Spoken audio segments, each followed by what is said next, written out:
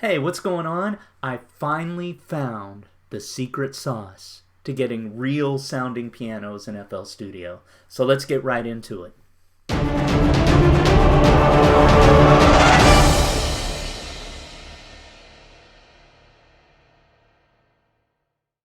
So let's start with the problem I have. It's really hard to find the type of piano sound that I want for. I write a lot of emotional, slow songs, so a lot nice, like warm, intimate piano. Most of the time, especially with the free plugins, all I can find are bright, percussive type of pianos, or it sounds like somebody's playing in a Western saloon or something like that, which is not what I need. So I did find a great free plugin from Spitfire Labs called Soft Piano. I'll include a link in the description. It's amazing. But just for this particular song, it didn't really work out. So let me play a little bit of it, and I'll show you what I mean.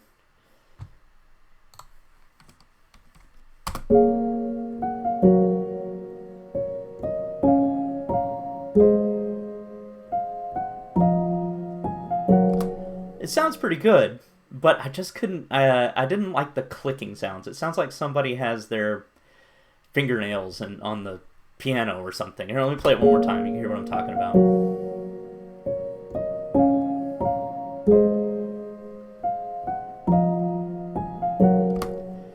And for this song, especially in this high register, for the intro, it didn't work for me. So I started looking for other maybe lower cost, real sounding pianos, and Waves was having a big sale, like $29.99 per plugin. You buy two, you get two free, that type of thing. And I saw Rhapsody, and I watched the demo on that, and I was like, this is exactly the sound I'm looking for. It has the flexibility to warm the piano up, to whatever you need, or you can sound, echoey like you're in a big concert hall. It could sound percussive. You can do whatever sound you're looking for with this plugin. So let me show you that real quick. It's a little tricky to load it up. So if you have any Waves plugins with your FL Studio, you know that they put a shell around it, and then you pick the shell, and then they have all their plugins listed underneath. Which is fine for effects plugins, but for instrument plugins, it's a little tricky, and I'll show you what I mean. So go to more plugins. Here is what's loaded. I also downloaded I got a de-esser and compressor, those types of things, but they put their instrument tracks on. You can see there's two plugins here, two shells, and they're identical except one's called Shell 2. And I think what they're doing is they're putting their instruments in Shell 2 and their effects in Shell 1. But when I click on Shell 2, this one at the top, I get this error message. It says you tried to open an effects plugin in a channel. You should try it on the mixer. And then I tried a whole bunch of stuff after this, including using Patcher, looking at inputs, outputs, going into settings, all sorts of things. And it was much simpler than I made it. So what you do is you just choose the one at the bottom.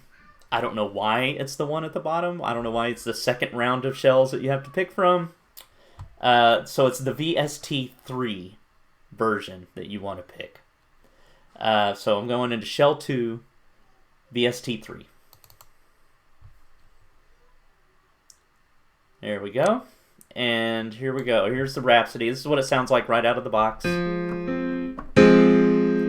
Not bad, right? But I really want to warm that up. So let me show you a couple settings real quick to do that. One is velocity curve. And I can't. This is as far as I can get it up there. But it's hard to see. But this is the flat curve. This is curved like that, and the other one's curved more like this. So this is how the hammer is striking the string inside the piano. If you move this down and to the left, I'm just going to play the chord as I do it.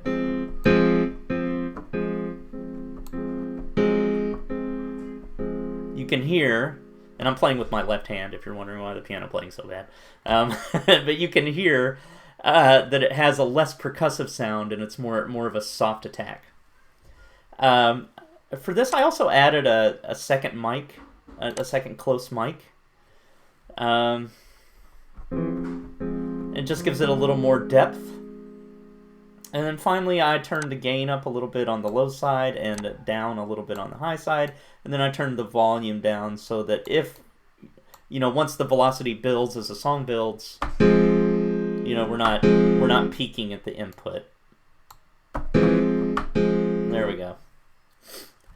Okay, so that is the sound. And I like to add my reverbs actually on the channel instead of the inside of the plugin. That way, when you're doing your mix, you just have the flexibility to change all of your effects and things like that. But I do like to add reverb directly on this particular instrument channel, especially for piano, because it just sounds like, you need those early reflectors and, the larger sound, so you can really adjust the size of the room that you're playing in. Anyway, we have a good sound now. So let's listen to it in here. If I can drag this down and close it out. There we go. All right. So here's our wave shells. I'm going to put it on track 8. I already put a reverb on here. I'm just going to take that off for a second. Oh, and then let's mute this one. And let's copy and paste the actual piano lick into the wave shell. Where's my piano roll? Piano roll. There it is. Okay.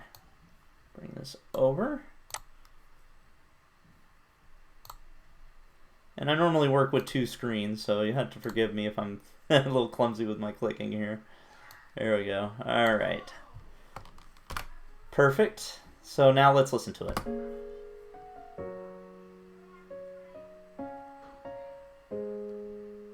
That already sounds amazing. We're on our way. So now to humanize it, right? Only a robot could play all 3 notes at the exact same time, or 4 notes, or however big the chord is, right? So if it's quantized perfectly, it's definitely not the sound you're looking for.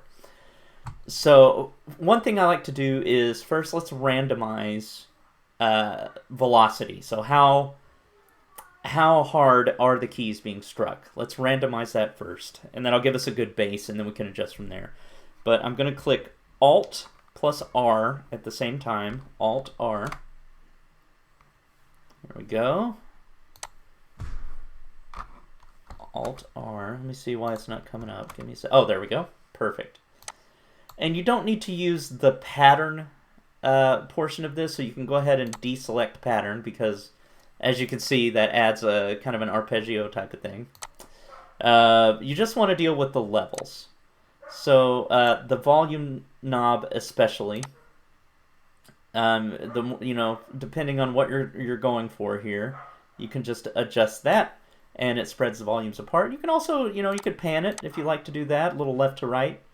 For piano, I just add a little bit of panning, because a piano isn't a left and right instrument.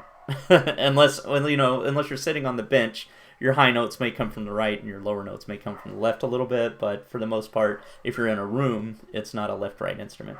So I'm going to hit accept. So let's hear the randomized volume first. I'm just gonna boost up the sound a little bit so we get a good demo here. All right.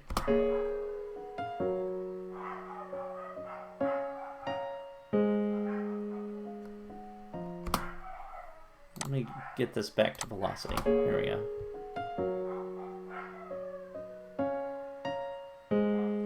There's one note that's way too loud here, so let's see. There we go. And then these 2 notes need to come up because they're actually driving the melody. So we'll bring these guys up. Okay, let's go back here.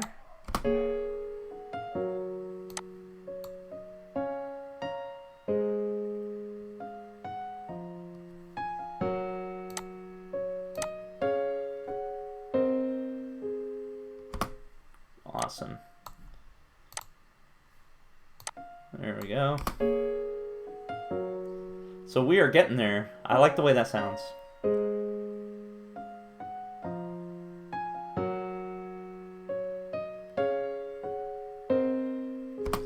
Alright, now we just need to adjust one more thing, and that's the timing. So there's the how hard you're striking the keys, and nobody, like I said before, can hit the keys at the exact same time. So go to your little magnet up here and make sure you select none so it doesn't snap to grid at all. And I just like to make little tiny nudges, nothing big. Just a little early or a little late. And if you do too much, it'll sound off. So, but just little slight nudges here and there.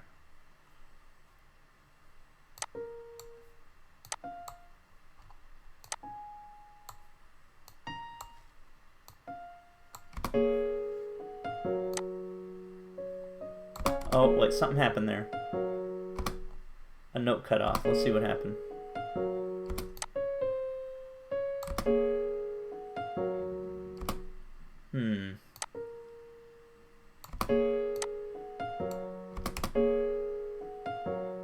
Oh. We should, that's, this needs to be drawn out. There we go. Actually, it doesn't. It needs to be shortened. That's better. Okay. So just continue to make little nudges here and there. I find that the middle notes are the best ones to nudge. Keeping your bottom note especially as kind of the anchor of the tempo, so it's right on the beat. But you get the idea, right? I'm not going to go through the whole thing. But that's the idea. You want to humanize it by randomizing the velocity and then going in and make those little micro adjustments so it sounds even more natural. And then you want to do like little nudges here and there to make it sound like somebody's actually playing. And I hope this has been helpful to you. So I appreciate your time, and I'll see you in the next video. Alright, and that's our video for today. If you liked what you saw, please like, share, subscribe, all those good things. And I have a question for you. Do you have a favorite piano plugin or a way that you get your pianos to sound real in FL Studio? If you do, please leave it in the comments. I'm always willing to learn more, and everybody watching this video wants to learn as many different ways as possible. So thank you so much for your time, and I'll see you in the next video.